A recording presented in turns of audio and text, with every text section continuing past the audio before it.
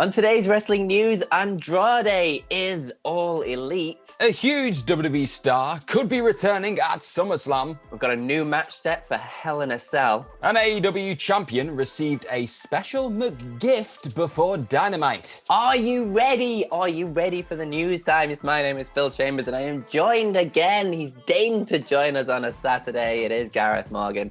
But before we get into it, make sure you like the video, comment down below what you think of all of today's stories, subscribe to the channel. It all really does help, and click the timestamps in the description to skip to each one of the stories today.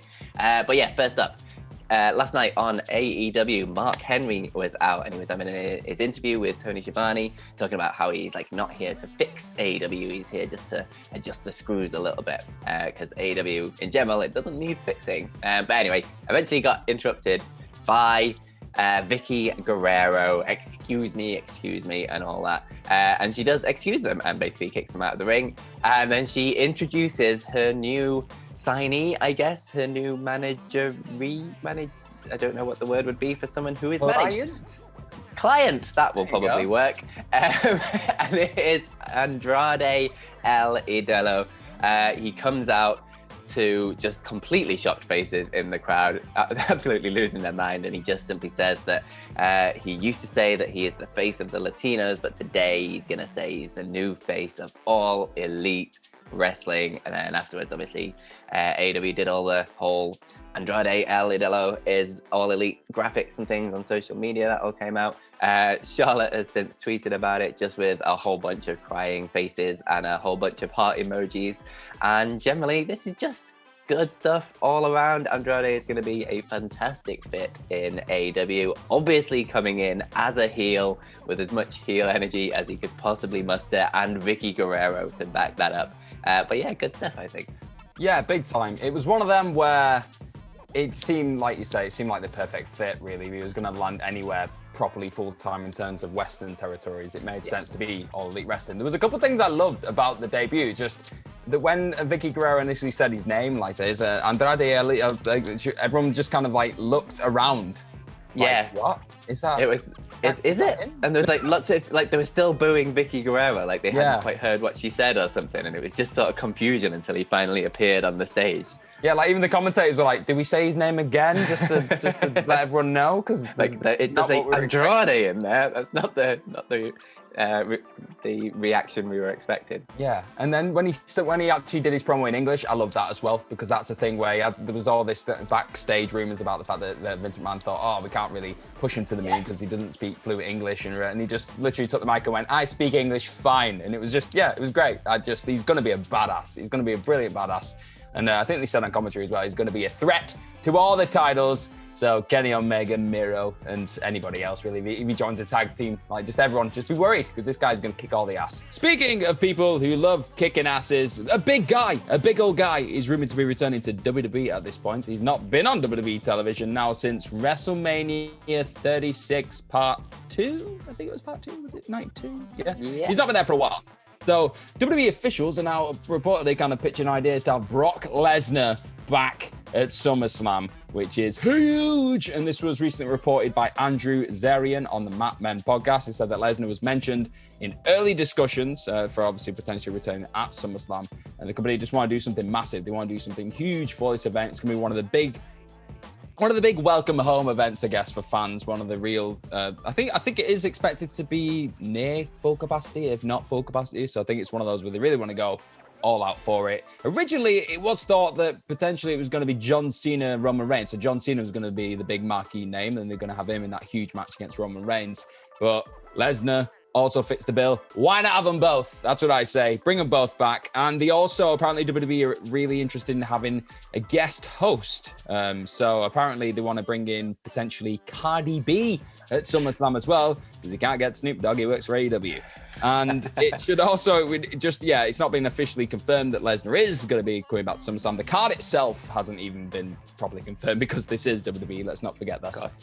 And Lesnar's name was dropped a few times on Raw this week. We've obviously seen that with Kofi Kingston. Drew McIntyre were talking about him as well. I think Bobby Lashley mentioned him. That would be a huge match if they finally gave us Brock Lesnar and Bobby Lashley. I'd be very happy. But just on SummerSlam itself, it's obviously scheduled for Saturday, August 21st. I went really all in on this Saturday because that's huge. not been on. I don't think we've had a SummerSlam on a Saturday, or at least taped on a Saturday, since 1992, and that was in England. Hey. So it's been a while, and the venue, which is expected to be a big old NFL stadium, so I think that's going to be the first time in a very long time as well that they've had a stadium for SummerSlam. Yeah. That's expected to be announced tonight, I believe, on NBC during the Belmont Stakes pre-show, whatever the hell that is. Excellent.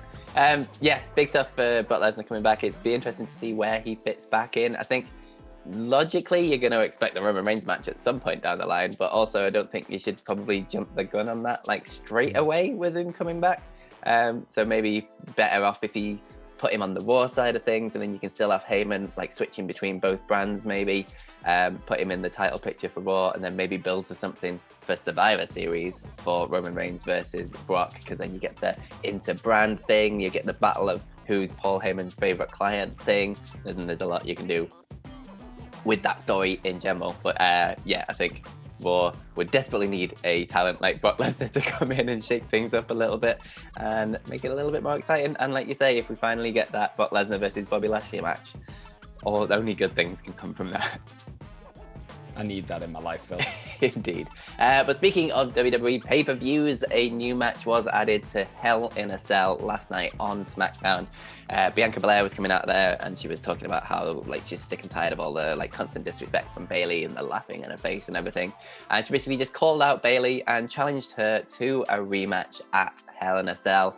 And then after a bit of time of nothing happening, Bayley eventually appeared on the big screen, and she was coming live via satellite, and she was kind of in a room that was just like wallpapered with pictures of her as a champion.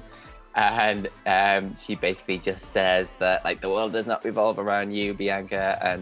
And she said that this room is like her sanctuary where she comes to figure things out. She ends up accepting the rematch and says that at the end of Hell in a Cell, I won't be the only one laughing. And then she starts laughing, and then slowly the screens kind of turn off in the Thunderdome, and like one by one they're replaced by a little picture of Bayley laughing at Bianca, and that's the segment.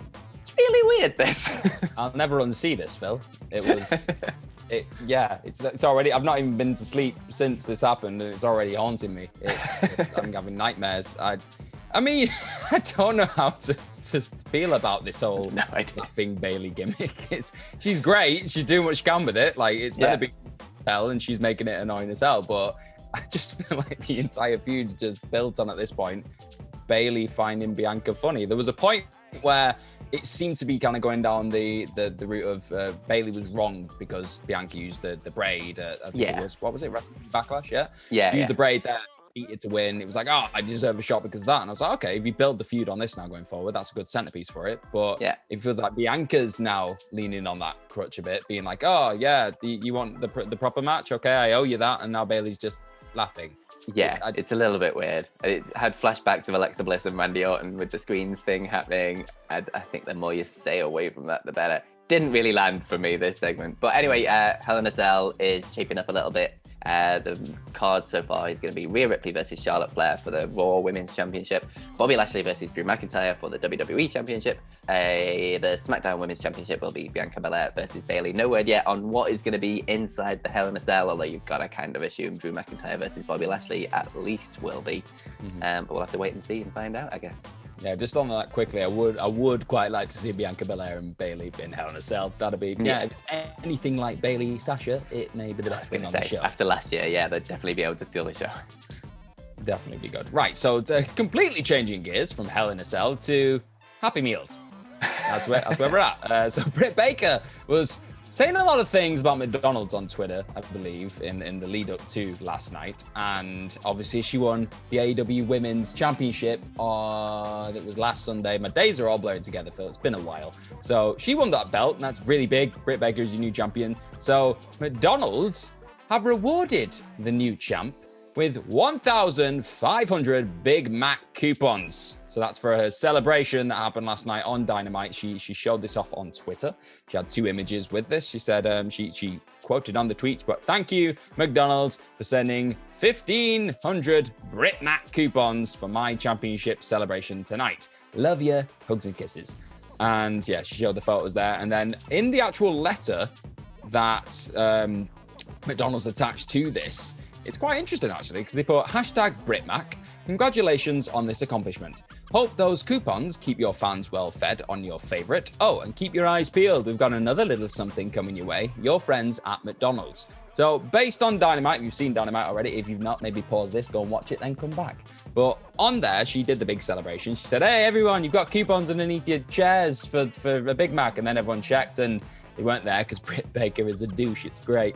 So she said she was just going to keep the whole coupons for herself, Rebel and Tony Schiavone, because, you know, the best buds. And then Nyla Rose just went mad and started throwing the burgers everywhere and popping balloons. It was a bit clunky at the end of it, I'll be honest. Not as clunky as like LED screens with laughing Bailey faces, but clunky nonetheless. And we didn't really, I don't think we got that second prize. I may be missing something, but I don't think we did. So could this be a big thing? Could we have a Brit Mac, a genuine Brit Mac with like the burger has Britt Baker's face on it? That's my. Can you imagine? Maybe it's going to be part of her entrance at the next big show. Like she comes out of a giant burger, like the New Day did with their cereal box. The urge I'm like fighting right now to just say I'd be loving it. Oh, I did it, Phil. Sorry, can't help myself. And on that note, let's end this video straight away. Thank you for watching. That has been the Saturday News. If you want, you can follow us on Twitter. You can follow me at PhilMyChambers, and you can follow Gareth at happygmorganmeal.com. No, at gmorgan04. You can follow all of us at WhatCulture WWE. Like I say, subscribe to the channel, like the video, comment down below what you think of all of today's stories, especially Britt Baker coming out of a Happy Meal box. And yeah, what else? Ups and Downs is coming later on for SmackDown and AEW, a double header for Simon. We've got the SmackDown review podcast will be coming up later on as well. So yeah, stay tuned for all of that. But most importantly, have yourselves a bloody good day. Bye-bye.